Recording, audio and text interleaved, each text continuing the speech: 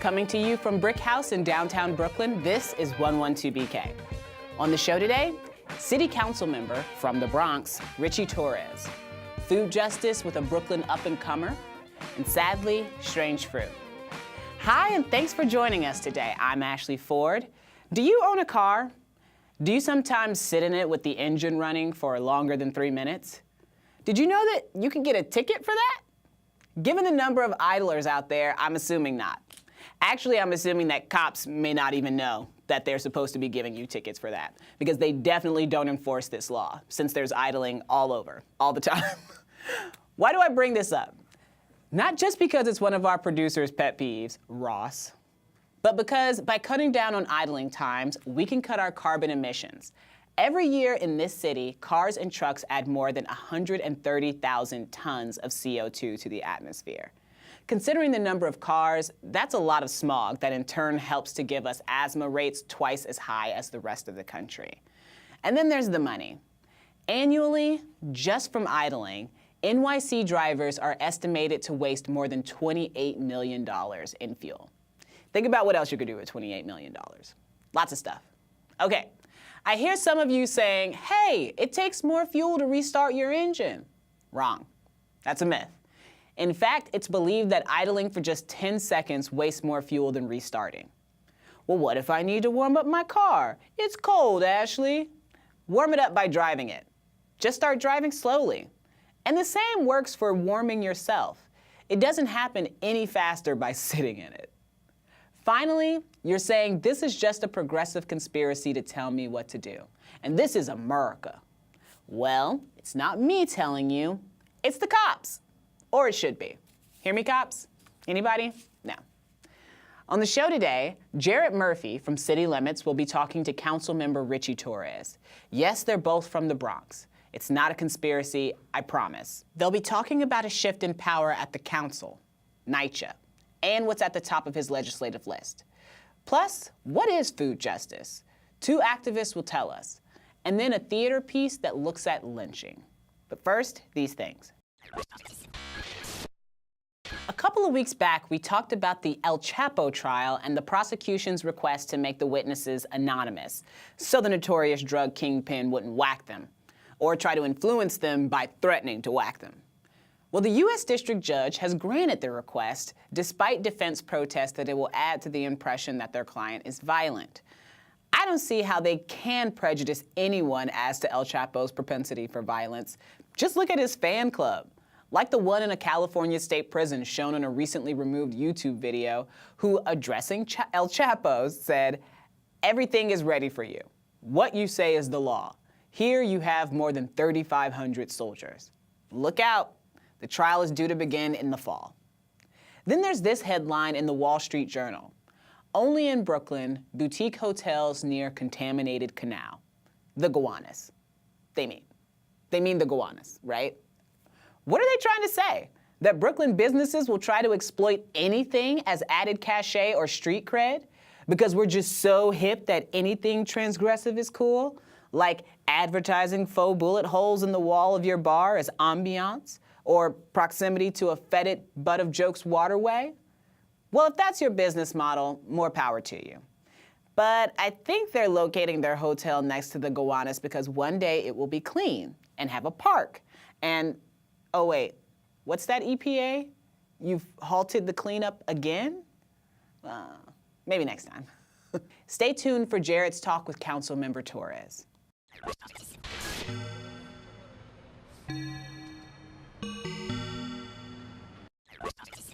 A recent report in the New York Times talked about a shakeup in the City Council. It happens every post-election year when a new speaker is nominated and committee chairs get rearranged. This year saw what many regard as a loss for the Progressive Caucus, which had been dominant over the past 4 years. There were some defections from the caucus, a more mainstream Democrat was elected speaker, and fewer progressives were named to head the various committees. This may seem like inside baseball, but it determines the priorities of the body and the laws that affect all of us. Here to give us his take on this, as well as on NYCHA and other city issues, is Councilmember Richie Torres from District 15 in, yes, the Bronx, a fellow Bronxite. Welcome to 112BK, Councilmember. It's an honor to be here in Brooklyn. Thanks for being here. I have my passport. So. Excellent. So we've had a lot of talk and criticism over the past couple weeks over NYCHA's performance. You've been very critical of Chairwoman Shola Olatoye. I'm curious, the most recent scandal or concern about heat and hot water developments across the city, what should she have done when that emergency hit? What would you have done if you were a NYCHA chairperson and suddenly all these boilers were failing and all these people were going cold? What was the appropriate response? Well, look, the crisis of public housing stems not only from deep disinvestment, which is real, right? NYCHA has about $25 billion worth of unmet capital needs. But it also stems from deep dysfunction within the management structure of the New York City Housing Authority. There have been a series of personnel, policy, and budget choices that have contributed to NYCHA's dysfunction. The Housing Authority for more than 2 years had an incompetent chief operating officer who had no handle on the day-to-day operations. So there was no real general manager. There was the position of deputy general manager had been vacant. And I would argue those are the most important positions because you're managing the day-to-day operations of the Housing Authority. And then on the subject of heating, a few months ago, back in October of 2016, at the outset of the heating season, NYCHA almost overnight lost 100 boiler technicians. Right? In NYCHA, you have too few boiler technicians servicing too many boilers. You have about 2,000 boilers in public housing. And in order to become a boiler technician, you have to pass the civil service exam, go through training, complete a certification. We uncovered in our investigation that the civil service exam and the training had not been given since 2015. NYCHA effectively shut down the pipeline of trained heating plant technicians 2 years ago. So there was no set of employees who were prepared to compensate for the exodus of 100 boiler technicians from the Housing Authority. I mean, that's one of many examples of how a decision about staffing and a lack of planning exacerbated what I call a humanitarian crisis. In our investigation, we found that 323,000 residents in public housing at various points had no heat and hot water. That's the size of many large cities in the United States. Imagine a whole city without heat and hot water. We've been talking about the crisis in NYCHA for many, many years, and I'm curious if you think, are we into a new crisis now? Is the crisis at a new level? $25 billion up from $17 billion was the previous estimate. Does this require some sort of rethinking on the city's part of how we're going to address NYCHA and whether, in fact, it is entirely salvageable? Well, it needs to be salvageable because without public housing is the greatest safety net of affordable housing that we have. And the reality is, given the declining affordability of our city, most of the people who live in public housing may very well be homeless without it. So we presently have 60,000 individuals in our shelter system. Imagine New York City without public housing. We would have hundreds of thousands of people overflowing our shelters. So public housing must be salvageable. We must invest whatever capital is necessary to shore up NYCHA's critical infrastructure for the future. But money's only part of the equation. Management matters, leadership matters. I'll provide you with an example in terms of boiler maintenance. There's a boiler in Staten Island dating back to 1950. And I asked NYCHA, why is that boiler not on your list of the 20 worst boilers? One would assume a 70-year-old boiler must be dysfunctional. NYCHA said it's actually outperforming our younger boilers because it's more well-maintained, and it's been maintained by skilled technicians. So that's an example of management. So we could provide NYCHA with $2 billion tomorrow to install new distribution systems and new boilers. But if NYCHA lacks the skilled staff, the technical capacity to maintain those boilers, then whatever investment we make will be self-defeating. So it's about money and management. Let's talk about the Progressive Caucus. As we mentioned in the opening, there's been some talk about it losing some influence. I know you left the caucus recently. What do you think the practical impact of that will be on legislation, the relationship with the mayor, the budget? What will it matter to people that the caucus it appears somewhat less influential than it was 4 years ago this time? No ideological impact. I mean, the council's ideologically monolithic. Almost all of us are Democrats, and almost all the Democrats are fundamentally progressive in their worldview. Some people have conflicting definitions of what progressive mean, but I would regard the council by and large as a progressive institution. I find that your membership in a caucus is less about ideology and more about your position in relation to our county organization, right? By those who tend to be members of the Progressive Caucus are much more suspicious of established power structures and county organizations, which has very little to do with ideology. It's more about politics than ideology. So in that sense, the Progressive Caucus has collapsed, right? As a force in the speaker's race, there was a restoration of the traditional model for selecting a speaker through the county organizations, particularly. And just for people who are unfamiliar, county organization, what does that exactly mean? So the county organization is the party for the borough, for the counties. And even though there are 5 counties in New York City, only 2 or 3 boroughs have robust county organizations. The Bronx, Queens, and to a lesser extent, Brooklyn. And the Bronx-Queens alliance is the decisive force in the speaker's race. So historically, the road to the speakership has run through the county organizations, particularly Bronx, Queens, and to a lesser extent, Brooklyn. The exception to the historical rule came in 2013 when the Progressive Caucus effectively staged a coup against the county organizations and were able to select a speaker with a huge assist from the mayor. What people wonder when we say the road runs through, just to stay on this for a second, is what exactly does that mean? For Corey Johnson to get elected speaker with the backing of the Bronx and Queens, going through that meant what? Making promises, satisfying certain people, passing some sort of a test? What does that mean in practice? Well, I think ultimately the criterias are essentially the same, as you need member support. I mean, even if you're aggressively lobbying the county leaders, if you have no base of support among the members, then your candidacy will have no real staying power. And ultimately, Corey won the speakership on the sheer strength of his relationships with members. He put the most energy, the most time into cultivating deep friendships with a broad cross-section of members in the city council, and that was the driving force behind his victory.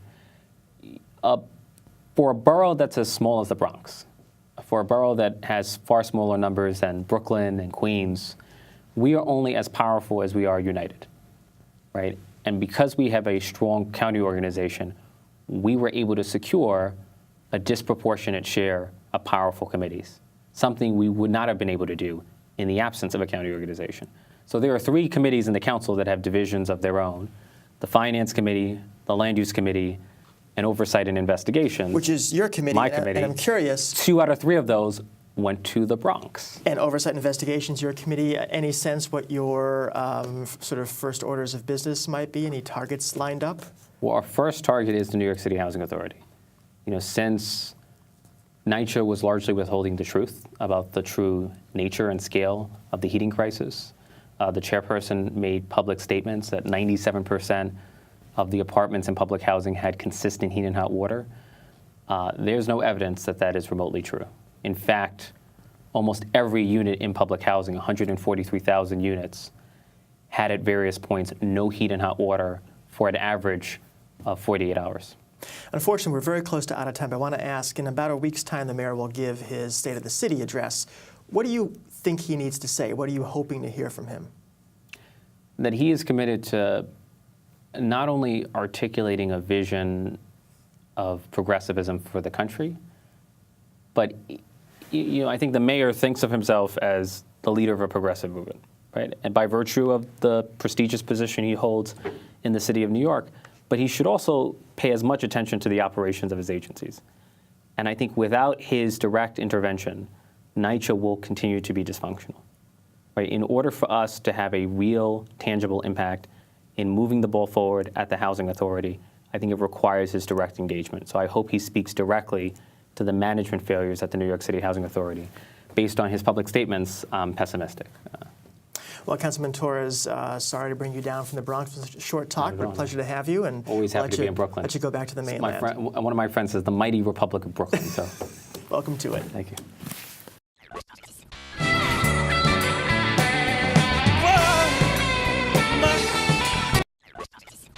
Thanks, Jarrett and Councilmember Torres. It was interesting to me to hear about the framework that helps determine leadership in the council. I think that the general voter doesn't really get how it works, which, we'll try to fix that. We'll get into that more in future segments. Now, we're in the midst of a food revolution. and it feels like it's pretty well represented in Brooklyn. More farm-to-table restaurants than you can shake a celery stalk at.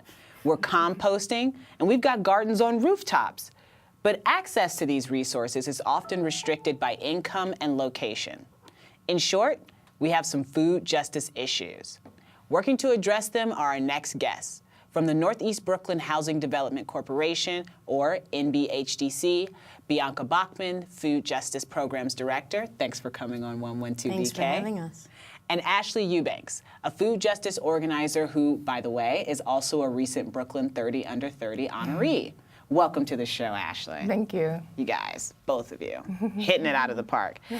First of all, Ashley, congrats on making Brooklyn's 30 Under 30, which is like so fantastic. I was on that list a while ago. I heard. I won't say how long.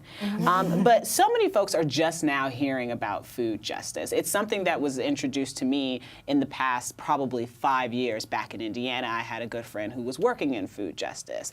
But why are you working in food justice? Why is this so important for you? Simply put, I grew up in Hartford, Connecticut, which is a small city. Mostly, my neighborhood was like mostly black folks, and it was definitely a food desert. So, which for me meant that like my family had to walk pretty far to get to the closest grocery store, and then that grocery store didn't really have like good quality food. But I also loved food and I loved to eat, and I was just like frustrated with like the access that I had to food in my community. And then I'd always been like an activist and an organizer. So food justice organizing has been like a great culmination of all of my passions. And Bianca, the work that you've been doing right now, especially with providing affordable renters to people with like low income, can you tell me about how food justice actually works into that? Yeah, absolutely. So the Northeast Brooklyn Housing Development Corporation, or better known as NEBCO, has been providing low-income and affordable housing for over 30 years. And this has been so important as gentrification has been hitting Brooklyn and New York City as a whole over that same period of time. Right. And it's only getting more and more drastic as we go forward. And you think of gentrification, you often first think of housing and displacement. Yes, absolutely. But what we also see is all these fancy restaurants that you were just talking about earlier, right? It is all these like boutique places, and it is a lot more organic and fresh produce. Organic and fresh produce is awesome. Yes. But it's not always an awesome price, and definitely not an awesome price for NEBCO's tenants and for their neighbors and our neighbors. So low and moderate income people need access to that food. And so a lot of our work is about connecting it for folks. So we focus on bringing more affordable food options into the neighborhood. We also focus on getting more money into people's pockets so that they can afford the good food that's in the neighborhood. Right. And then finally, we focus on getting people connected back to food, from farm to plate, from gardening to cooking, to being in community with each other around food and all of that. What are some of the Brooklyn neighborhoods facing the most challenges when it comes to food justice right now? It would be Bed-Stuy, where we work. Also neighborhoods like Brownsville, which we also have property there. It's really like, you can guess, most neighborhoods that are like where there are low-income folks, where there are mostly like black and brown folks living, like all of that is tied and connected. Like the racism and like economic struggles are tied with like people's issues and access to food. And how does that compare to what you saw growing up in Hartford, Connecticut? Really similar. Actually, when I first moved to Bed-Stuy, it was a different Bed-Stuy, and it reminded me a lot of home. Like there was like a lot of like Caribbean culture and influence, and also there weren't the grocery stores, like some of the one closest to me whenever I walked in, the produce smelled rotten. Yeah. And so like I would never buy my vegetables from there. I would buy like dried goods from there, and then maybe I would like go to another place like in the city to get my vegetables. Yeah. And that's how it was. Like my mom always growing up would like do her shopping in different places, and like usually had to leave our neighborhood to get like good quality like vegetables. Wow. And Bianca, there were some recent reports that the food in schools here, there were reports of vermin, things that were being kept at temperatures that spoiled the food or, encouraged rotting. Is that a food justice issue? Absolutely. I mean, the thing about food justice is that it is economic justice. It is about education. It's about jobs.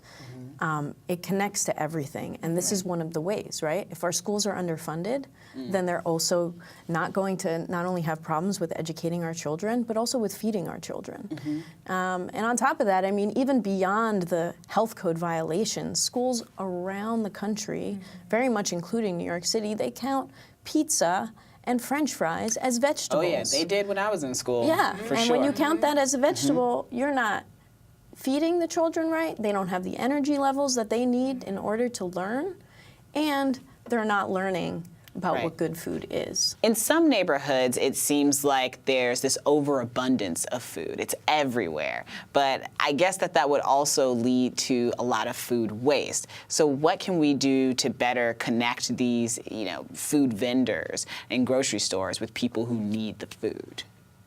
I mean, they say that there's a famous quote by a woman named Frances Moore Lappé, and she talks about hunger not being a problem of food scarcity, but of democracy. Yes. And it's also a question of distribution. And so the waste that's sort of experienced at the level of what happens at our dinner table or the level of what happens at our retailers is sort of the outgrowth, it's the surface level issue of this bigger problem of how our whole food system is set up.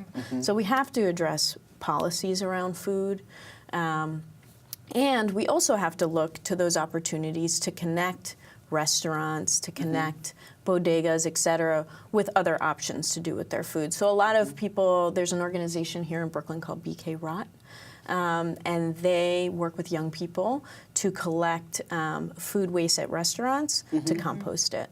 And then they use that at garden sites throughout the area. So still waste, but not at all going to landfills, and definitely going back into feeding our communities. So there's all kinds of different options like that as well. Fantastic. Yeah.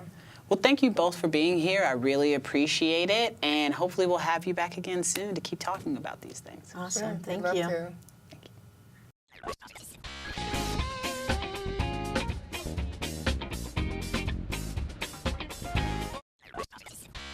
Continuing our look at Black History Month, in perhaps her most iconic and haunting song, Strange Fruit, Billie Holiday sang a protest to the inhumanity of racism, evoking the visual and psychic horror that was the lynching of blacks in postbellum America.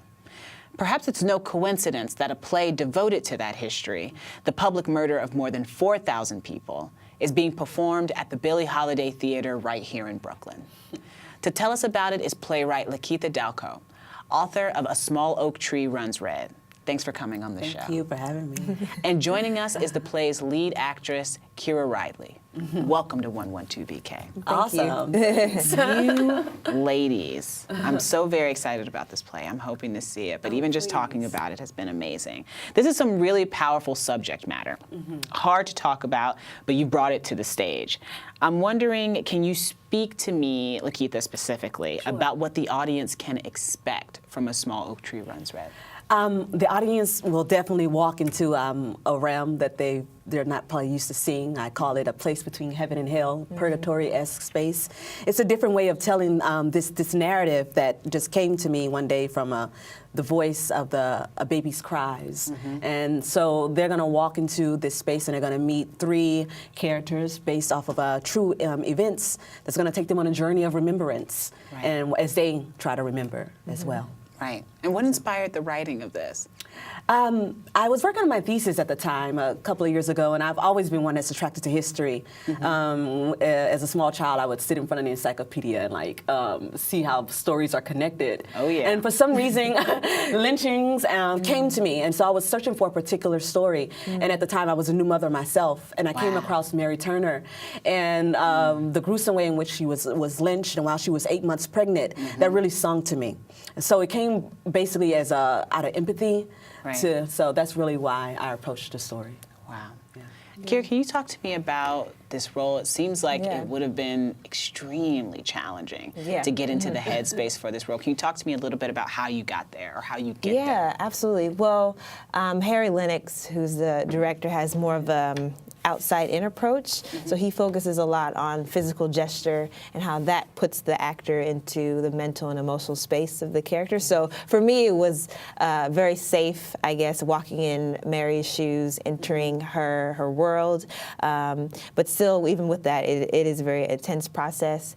And but what I always want to come back to is that this story is a love story. Right. And so what propels Mary to face the white men who lynched her husband is her overwhelming love for her husband and her love for justice and mercy and peace that she pursues in the play. Why this play right now?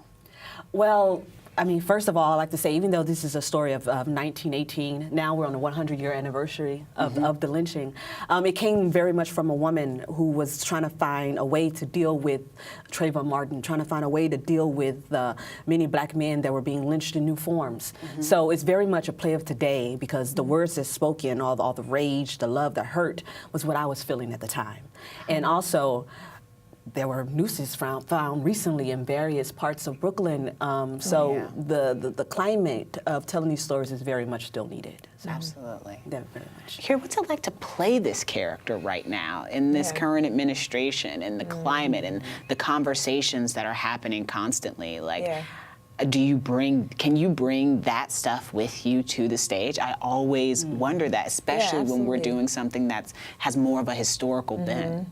Yeah, I mean, as an artist, I always look at acting as I'm bringing a gift or something very sacred and important to the audience members, whether they're like moved emotionally or, they learn something and take something away from it. So, wherever I hop on stage and I say, those words that Mary says, that's definitely something that I think about. The climate,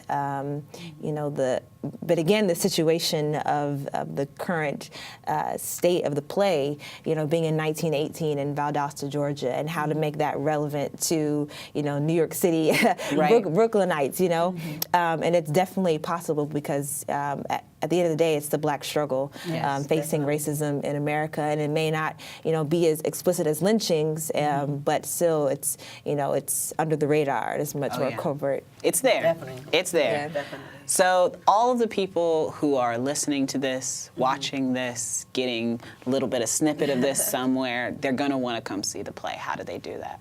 Oh, definitely. You can get tickets at www.thebilliholiday.org. And you can show up to the box office if you want to as well and purchase tickets. And we're right in the helm of Brooklyn, so come on out. When's it playing? It's playing now. We open tomorrow, actually. Yes. And it runs through March the 4th. Yep. Fantastic. Yes. Thank you both so much for being here. I really appreciate Thank you for having us. Thank you for having us.